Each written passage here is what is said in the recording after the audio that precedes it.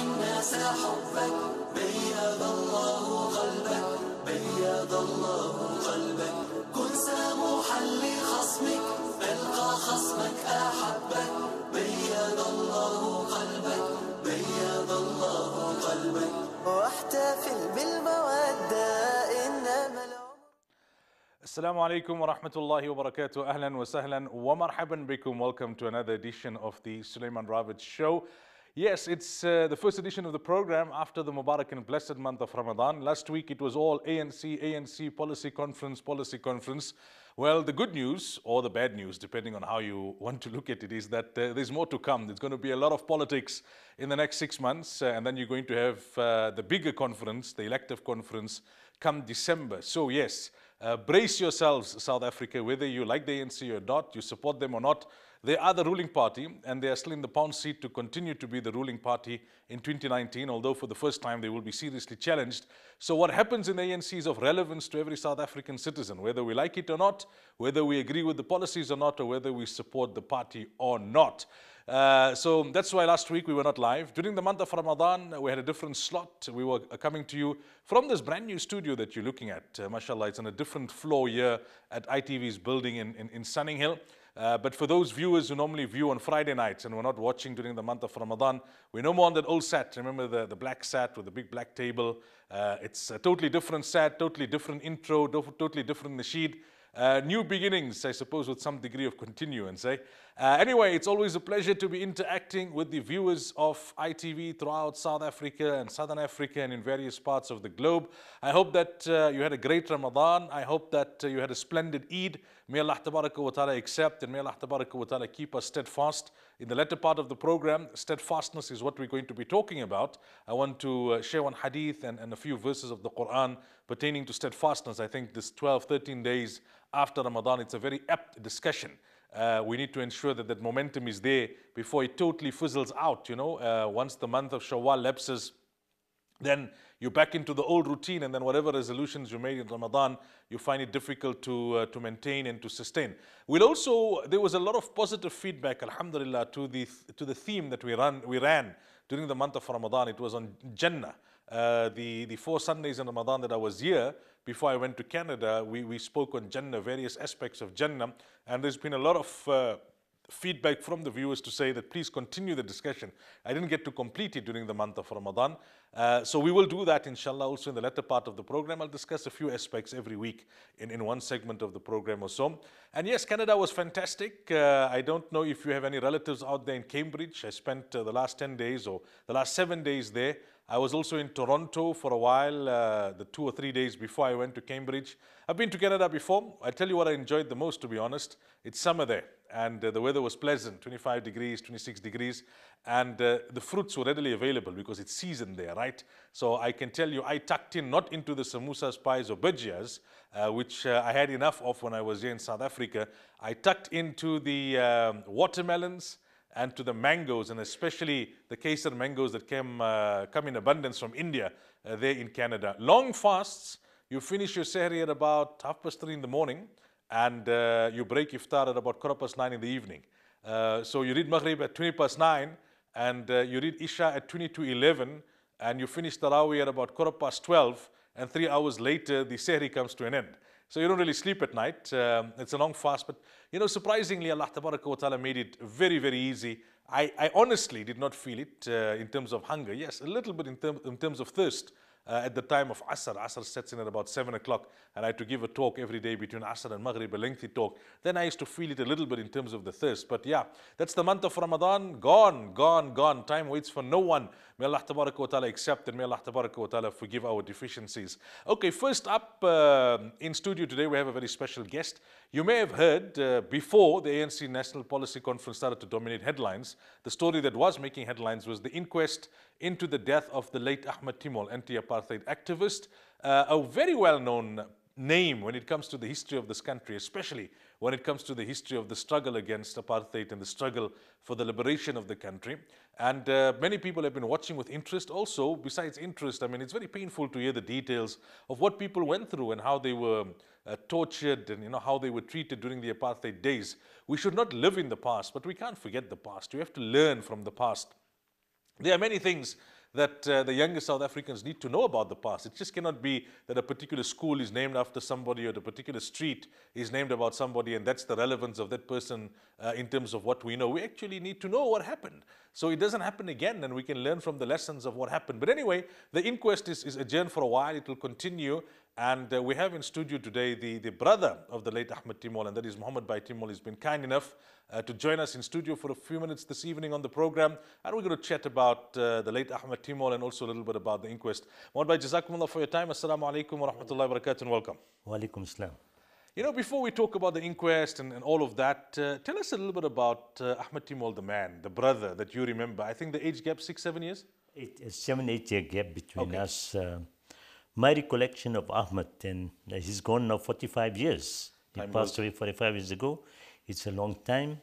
Ahmed passed away a week before his Satya's birthday. Growing up, we were separated for a period of time. We were all born in a small place called Brighton, which is very near Ermelo. And we then moved to Rudiport in 1949, shortly after I was born. And my recollection is very little at that particular time, but we then moved to Balfour for 2 years. And Ahmed, my recollection is Ahmed had to go to school in Standerton because there was a hostel in Standerton, and it's not very far from Balfour. And he then came to live in Rudiport to go to high school. And we moved back to Rudiport in 1956. And he finished his matric at the Johannesburg Indian High School. And he had to work for a year because we could not make ends meet. My father was partially blind. His eyesight, he wasn't blind, his eyesight was very weak due to cataract. And Ahmed had to go and work, and he worked for 1 year. And then in 1961, he started,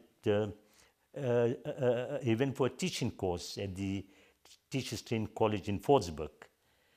He finished his teaching, his course in 1963, and then he started teaching at the Rudiport School, where I was a student as well as many others, and he taught there till 1966. My recollection of Ahmed, that he was a fantastic cricketer from a very early age. Fantastic cricketer. Rudiport had a very good cricket team. He was a very good batsman. And they used to play in a league in Johannesburg called the Wits League. And there was Zulfikars and Kohinoor and Crescents. And Ahmed played for Rudiport. And in fact, he represented a black 11 under the captainship of Basil D'Oliveira, the famous cricketer who had to leave South Africa because he could not get the Springbok colours. And he represented England in cricket.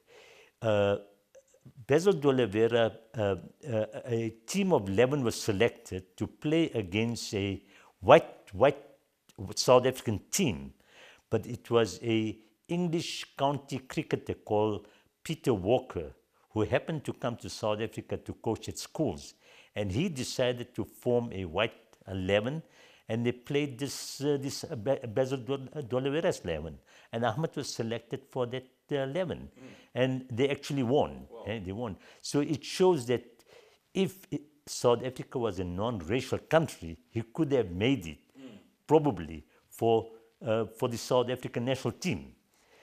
And from an early age, Ahmed was extremely, his empathy was for the downtrodden, the oppressed, and particularly in South African context, were the African people who we were oppressed as well, but they were triple oppressed, you know, and they were completely disadvantaged in many, many ways. So Ahmed had he had a natural empathy. But one of the things Ahmed felt, education was the most important thing for everyone in order to escape from, and everyone is working class. I mean, there were very few wealthy people at a particular time. But we had to, he always encouraged us to study, right? I recollect Ahmed taking me in 1963 to the Woods Great Hall. And we lived in Rudipot. We had no car. And I traveled. He used to go to college in Portsmouth. And he came home to fetch me to go to the Woods Great Hall to watch a Shakespearean play called Hamlet. You know, I was 14, 15 years old when he took me with, you see. And he loved the family. He had a special relationship with my mother because he was the eldest son, right? And generally, I mean, he had a very good rapport with everyone. As a school teacher, I think those, we call them learners now. In our days, we call them students. Eh? And all the learners there, they had a great relationship with Ahmed because Ahmed actually understood. He understood the young people. He was basically on the same wavelength. And he encouraged people to study. But he was politically very conscious. We grew up at a time when there was a political upheavals in the country. The African National Congress and the PAC were banned in 1960. We had the Sharpeville massacre. Before that, there were mass activities of the liberation movements. And his friends, a lot of his friends were in Johannesburg. Aziz Pahat was his closest friends, and they come from a political family. I even recollect Ahmed taking me to downtown Johannesburg, where Dr. Dadu had a surgery. Ahmed had a chest problem, right? And I remember accompanying him one time to go for consultation to Dr. Dadu. Dr. Dadu lived on N Street. He had his residence as well as his practice in N Street. Right? So that's my recollection of Ahmed. But my one recollection, which I can never ever forget, was in 1964, after Jummah Namaz, we lived in a small flat, two-room flat, one bedroom, one lounge during the day, living room during the day, and at night, we three of us slept in that room at night. And it was a Friday, we came from Jummah Namaz, and we listened to the radio all the time. The radio was on 1 o'clock news, and it was the sentencing of the Rivonia trialists. Okay. Hey? And I recollect the judge was Judge Ravat, and we all thought that he would sentence Mandela and the other trialists to death. But I think because of the international pressure, they received life imprisonment. That's the late Ahmed Kasrada, Mandela, Sisulu. But Ahmed, encouraged us to keep in touch with what was happening in South Africa as well as internationally. Sometimes people ask the question that how is it that he found himself in the Communist Party?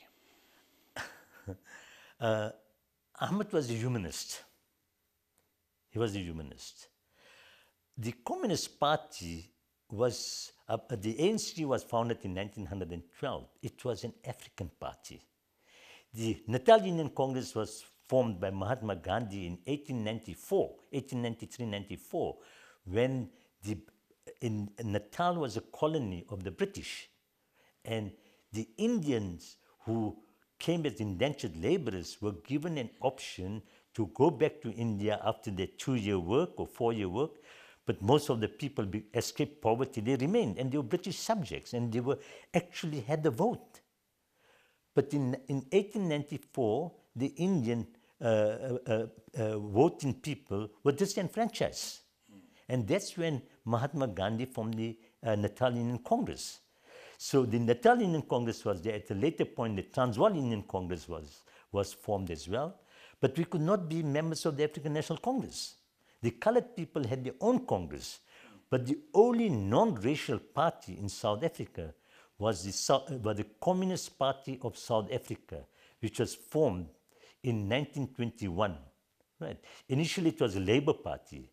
But these were people who were immigrants that have come particularly from Eastern Europe, with the programs of the Jews and the upheavals in that part of the world with the Bolshevik Revolution, and they came with that particular ideology, and so the Communist Party was formed, and it was the only at later stage it became a non-racial party.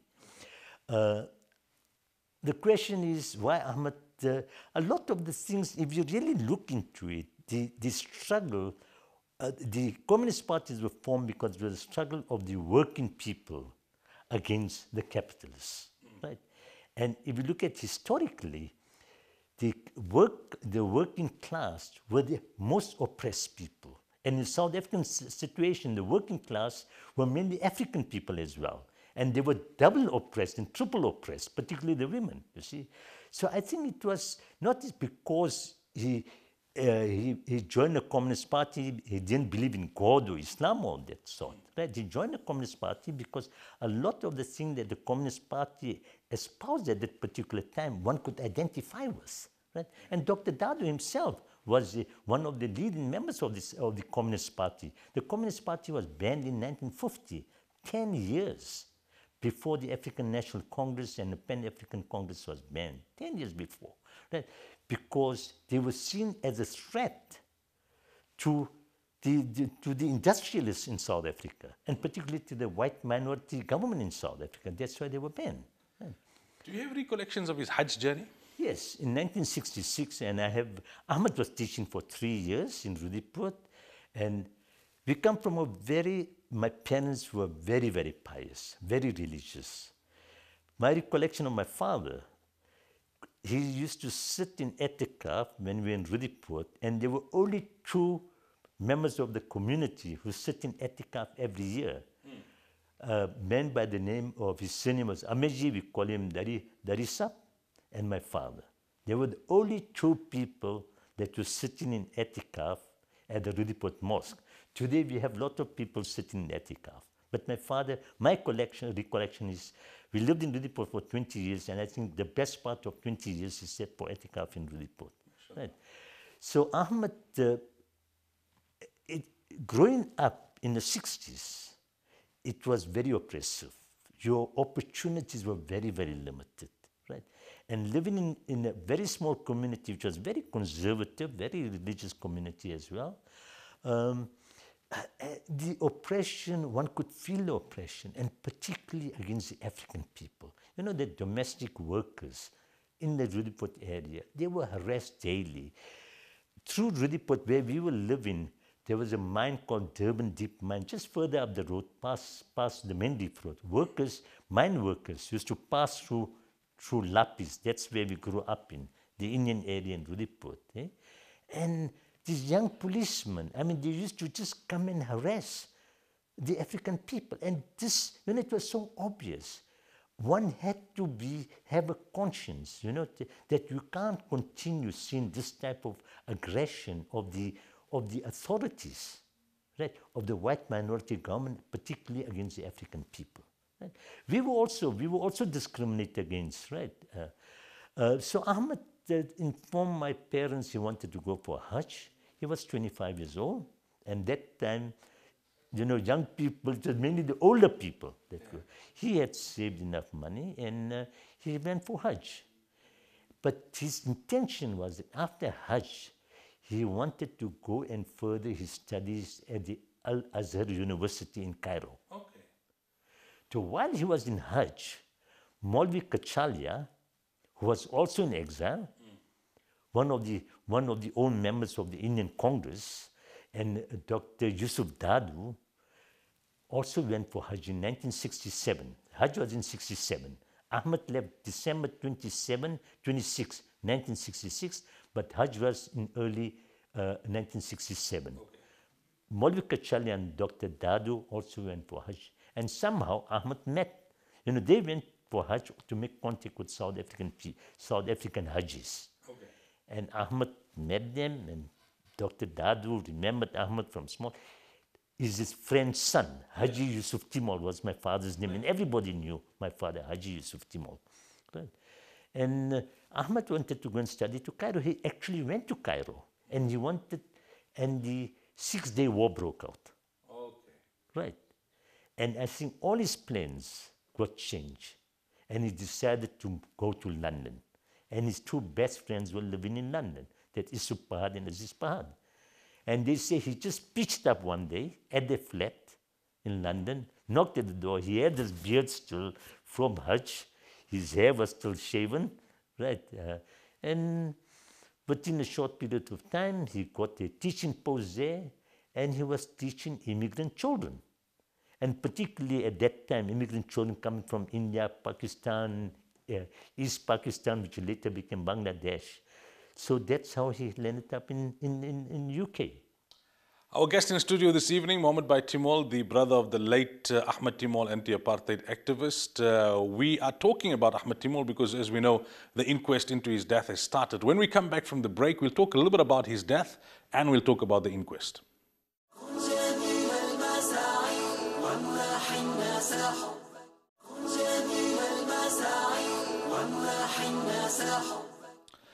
Welcome back. We are coming to you live this evening from our studios here in Sunny Hill, Johannesburg. We have in studio Mohammed Bai Timol, the brother of the late Ahmed Timol, anti-apartheid activist. The inquest is ongoing into his death, and we're talking a little bit about his life and Mohammed Bai's memories. I suppose even now, 45 years later, it must be very difficult for you to remember that period in terms of his death and the impact that it had on your parents especially and the family. But what are some of the points and some of the memories with regards to that particular period that stand out for you? Maulana, when Ahmed got detained, I was also detained. Okay. I was detained in Durban. I was not aware that he was detained on a Friday night, and I was detained on a Monday morning. Those days we didn't have cell phones. My mother, at our flat, we didn't have a telephone. And actually, I was staying with friends, but my parents didn't know how to contact me. I was staying with my cousin in Durban. There were students who were there. And Monday morning, I was taken completely by surprise when 6 security policemen came and arrested me. Right. And I was detained in Durban, and they told me they've arrested Ahmed. I didn't know whether to believe them or not. And during the period of interrogation, Monday, Tuesday, Wednesday, intense interrogation, assault, abused. And Wednesday evening, that's the 27th of October, at around 6 o'clock, all of a sudden, there was a complete change of atmosphere. The interrogation that went on for at least 12, 13 hours at a time, all of a sudden stopped. But at night, at about 10, 11 o'clock at night, I was taken to a police station and locked up in a cell. That's Monday night, Tuesday night. And in the morning, I'm brought back to the police headquarters, security police headquarters in Durban, and interrogation continued. But Wednesday evening, all of a sudden, everything just stopped, quietened down. And for the first time, I was offered anything to eat. Sure. Right? While I was in the cell, I got breakfast, and when I went back to the cell, there was something to eat. I couldn't understand why there was a sudden change of atmosphere. The brutality of the security police all of a sudden stopped. And then Thursday, they took me back to the police station and locked up in the cell. That was Wednesday night. And Thursday morning, they came for me, and I started back to the routine, the interrogation. And this time they said, they brought a pad, writing pad and a pen, and they threw it at me, and they said, now you're going to tell us the truth, and nothing but the truth. Everything you've been telling us is lies. And you're going to write down everything on this pad, and if you don't tell us the truth, you will rot here in jail. And they left me. And I was relieved. I was very relieved. It was a change from the 3 days. But that evening, 2 security policemen came to the cell again and said, they came to me, Mohammed, we got bad news for you. I said, what do you mean?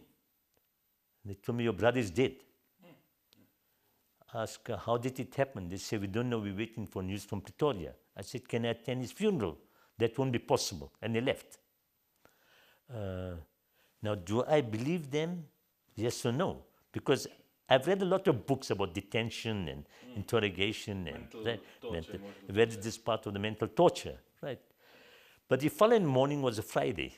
That's the 29th of October. I'm fetched from my cell again, taken back to Fisher Street. And as we're driving, there's the newspaper billboard, you know, as you get on the electric poles. And the heading is there, "That's Plunge. Foster speaks." Foster was the prime minister before our presidential, what you call it, Foster. And all knew Foster was a very brutal prime minister. And Foster speaks, "That's Plunge." And what came to mind, a similar death in detention was of Suleiman Babla Saluji 7 years earlier in 1964. And that time was the police headquarters, one of John Foster Square, was the Grace Building in Von Willach Street in Joburg. And they say he jumped from the 10th floor of the Grace Building, right? So what goes through my mind is just what happened to Ahmed, right? When we entered the offices, and as we walked into the lift, the two white security policemen pulled back, and Indian security policeman was told to accompany upstairs, and he expressed his condolences. Now, one is never sure, you see, but the fact that the newspaper heading was there said this must have happened. However, I was kept in detention for 141 days. So you missed the funeral? The late Fatima Mir, the very prominent person from, academic from Natal, appealed to the Prime Minister to allow me to attend the funeral because in Muslim funerals, it's, you know, family members would want to attend, and he refused.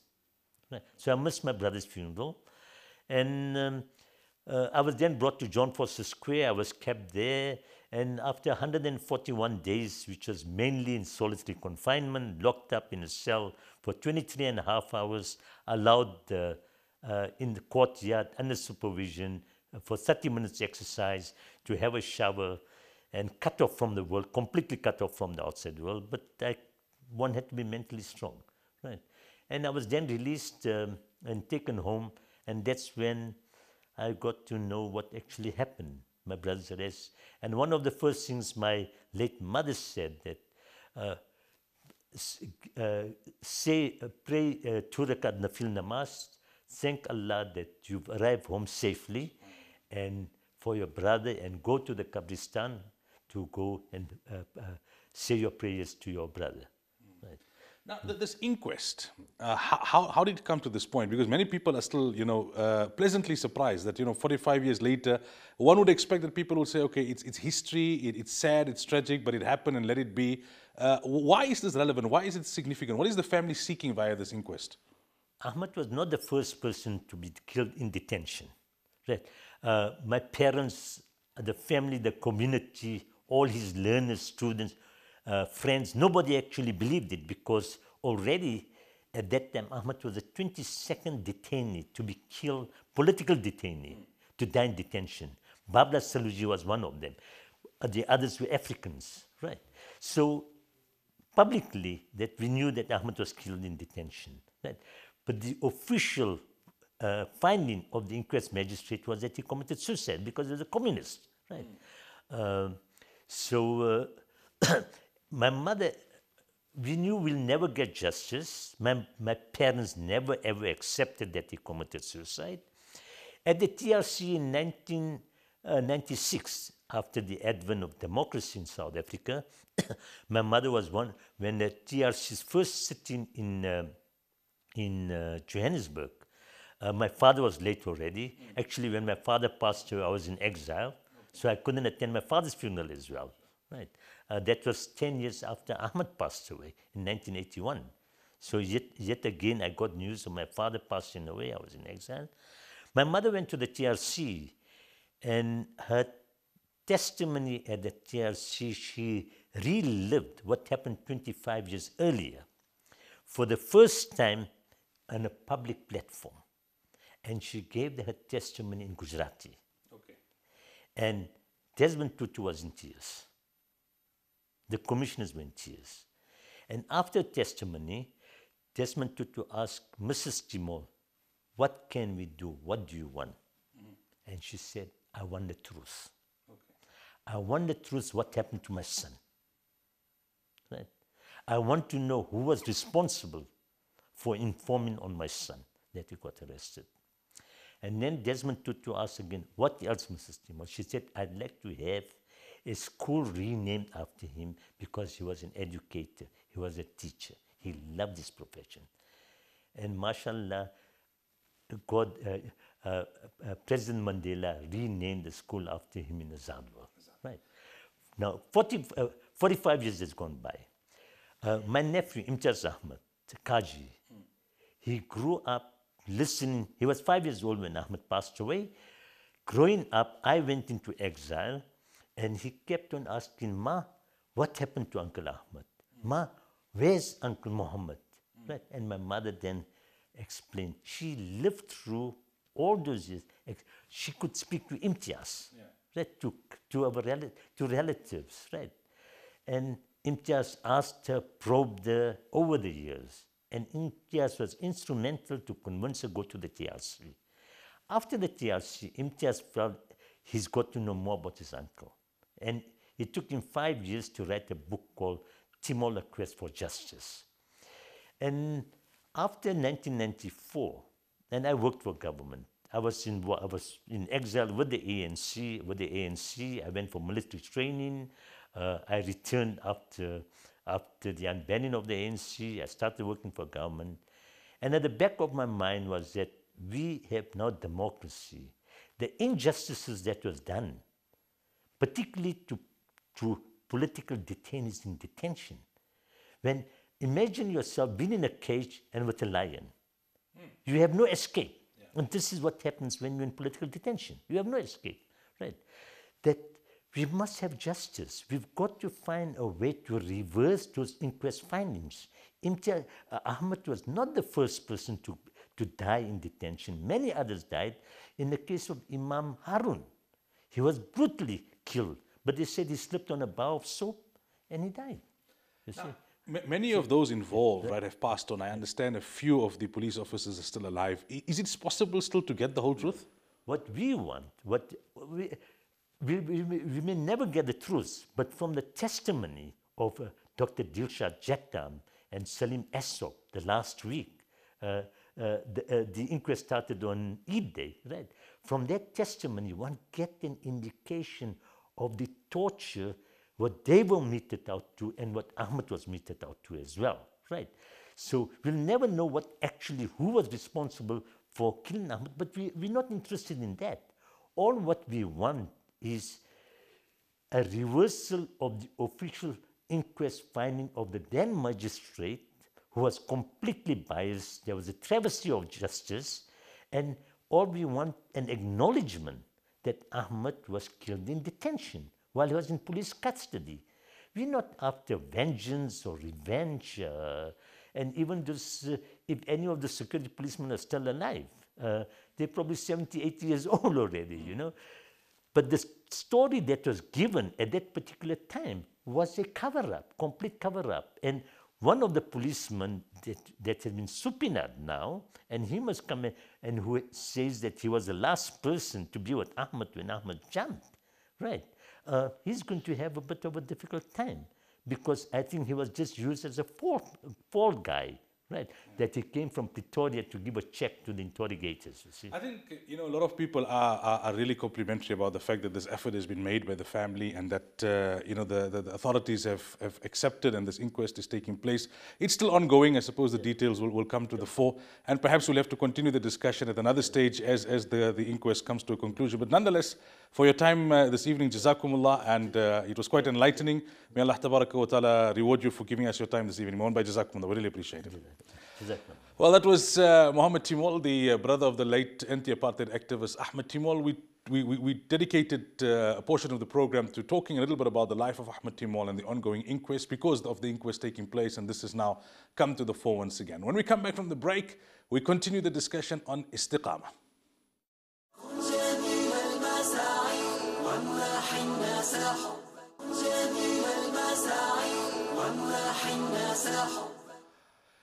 Yeah, welcome back. You know, when you hear stories like that, even though the story in the main about Ahmed Timol is known, but when you hear about how a brother has to hear about the demise of his brother from security forces and from security personnel in the apartheid regime, and how he has to hear about it whilst he himself is incarcerated, imagine, you know, what goes through your mind, and you tend to think to yourself, you know, am I going to face the same fate? Imagine what went through the parents' minds. You know, the one son loses his life, the other son, you don't know what's happening, is in detention.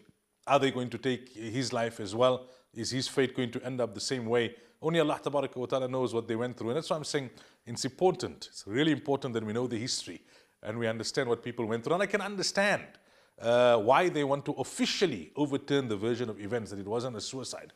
Although I think, I mean, by and large, now after democracy, people don't believe those narratives that, you know, that they jumped from the 10th floor and they committed suicide because they were part of the Communist Party. And I think also what was a very important explanation as to why certain Muslims joined the Communist Party in those days.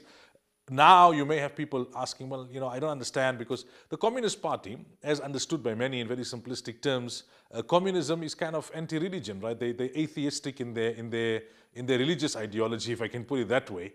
But here, Muslims, based on the explanation that Mohammed Bhai gave, at the time the African National Congress, the ANC, was only for blacks. It was not for Indians and Coloureds. So they were looking for a vehicle through which to, you know, carry out the activism. And the ANC was not a home for them at the time, but the Communist Party was. So they perhaps aligned to the Communist Party more because of the political ideologies of the Communist Party, but didn't necessarily share that atheistic aspect of it. And Allah Tabaraka wa Ta'ala knows best. Now, we continue, and there's a hadith of Rasulullah sallallahu alayhi wa sallam that I want to discuss. This hadith is from Sahih Muslim. The Prophet sallallahu alayhi wa sallam was once asked by a Sahabi that, قُلْ لِي فِي الْإِسْلَامِ قَوْلًا لَا أَسْأَلُ عَنْهُ أَحَدًا غَيْرَكَ. He said, Ya Rasulullah, tell me something about Islam regarding which I will not have to ask anyone after that. Tell me such a thing that it's good enough. That's enough for me to live my life by that advice, you know, for the rest of my life. So the Prophet ﷺ said, قُلْ آمَنْتُ بِاللَّهِ. Say that I believe in Allah. I believe in Allah. ثُمَّ اسْتَقِمْ. And then remain steadfast. Now, this was a Sahabi, so he was already a Muslim. So why is the Prophet ﷺ telling him, قُلْ آمَنْتُ بِاللَّهِ? That say, I believe in Allah. It meant renew your faith. Renew your commitment to Allah Tabaraka wa Ta'ala. ثُمَّ اسْتَقِمْ. And then remain steadfast. And then remain steadfast. So what we learn from here is that as Muslims, you always have to be steadfast in the obedience of Allah Tabaraka wa Ta'ala. This hadith, according to Imam Nawawi rahimahullah, is one of the fundamentals of Islam. That verbally you proclaim your faith, and verbally you will renew your faith. جَدِّدُوا إِيمَانَكُمْ بِقَوْلِ لَا إِلَهَ إِلَّا اللَّهِ. Renew your iman by saying La ilaha illallah, but you need to follow it up with action. So that ثُمَّ اسْتَقِمْ, that istiqamah part, that steadfastness part, the perseverance part has got to do with actions. And steadfastness here means remaining firm in the obedience of Allah. And this is a key point for us post-Ramadan. You see, the Quran says, Allah Tabaraka wa Ta'ala says to Rasulullah Sallallahu Alaihi Wasallam, وَعْبُدْ رَبَّكَ حَتَّى يَأْتِيَكَ الْيَقِينَ. Continue to worship Allah until death overcomes you. Continue to worship Allah until death overcomes you. Meaning that you cannot be a seasonal Muslim. You cannot only be a Muslim in Ramadan. You cannot only be a Muslim when you go for Hajj. Obviously, those periods have their own atmosphere, and that's where you up the tempo. No one is saying that you need to do as much or you need to be as intense out of Ramadan as you were in Ramadan. Ramadan is a special time. But the fundamentals of your faith and that which is obligatory, you need to be firm on that, and you need to be steadfast on that. That which is compulsory for you to do, you need to do. And that which is compulsory for you to abstain from, you need to abstain from. It is as simple as that. Istiqamah is not easy. It's difficult, but that's the test of life. And the way of achieving it is, number one, daily make muhasabah before you go to bed. Analyze your actions of the day and say, right, the good that I did, I attribute it to Allah and I ask Allah to accept. The bad that I did, I repent and I immediately try and do better the next day. So like that, you keep check of your life. Otherwise, days will go by and Ramadan will be here again. Secondly, keep the company of those people who are steadfast. It will have a rub-off effect. Thirdly, remember the verse of the Quran where Allah says, وَلَا تَكُونُوا كَالَّتِي نَقَضَتْ غَزْلَهَا مِنْ بَعْدِ قُوَّةٍ أَنْكَاثًا. Do not be like that woman who used to sew the whole day or knit the whole day, and at the end of the day she used to shred it.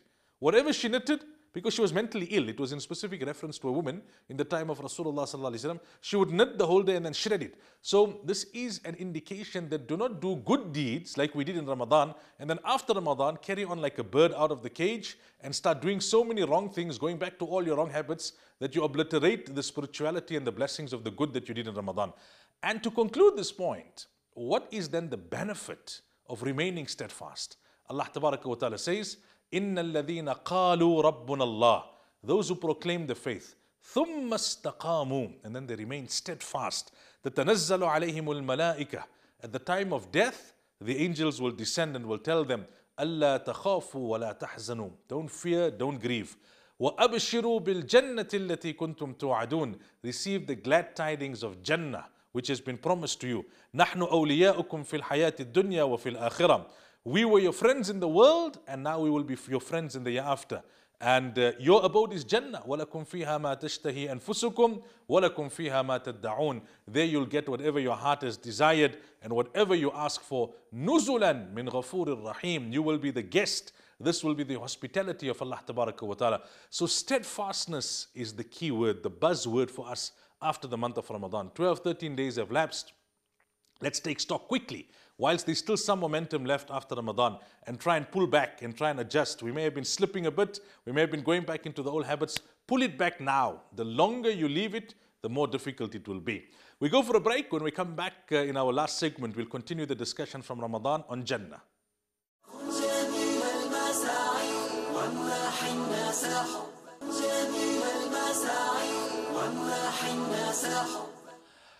Welcome back. Now, during the month of Ramadan, our discussion on Sunday mornings, that's when we had the program live for the first few Sundays, and then I went over to Canada for the last 10 days of Ramadan.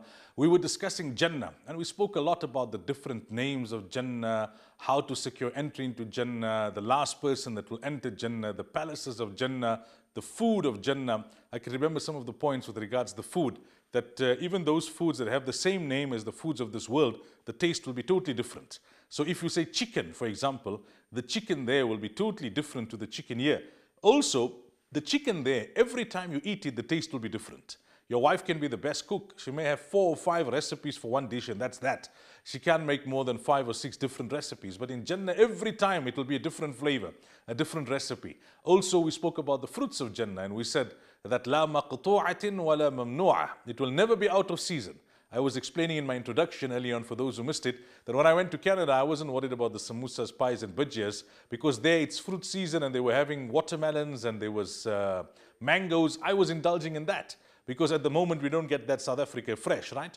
But in Jannah, you get the fruits all the time. All the time. There's no out of season and in season, and there's no out of stock.